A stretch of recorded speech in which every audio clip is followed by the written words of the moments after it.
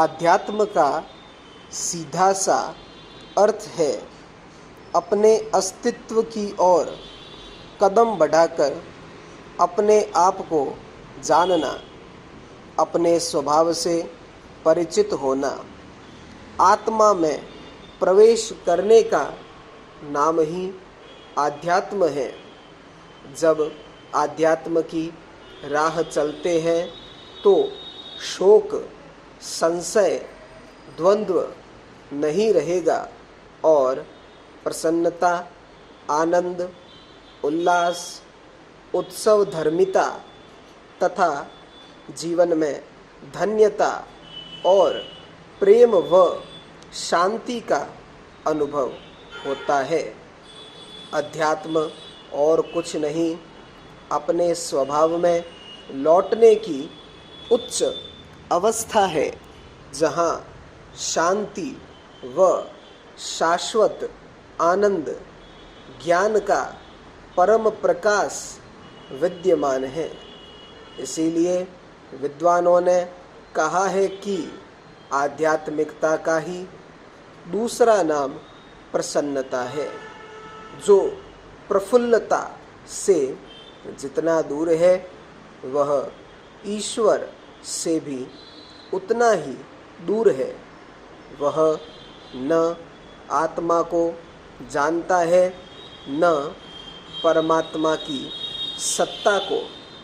सदैव झल्लाने, खींचने, आवेशग्रस्त होने वाले को मनीषियों ने नास्तिक बताया है।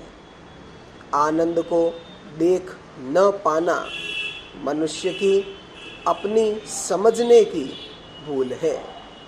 भाव संवेदनाओं की सौंदर्य दृष्टि न होने से ही उस आनंद से वंचित रहना पड़ता है, जो अपने इर्द गिर्द ही वायुमंडल की तरह सर्वत्र घिरा पड़ा है।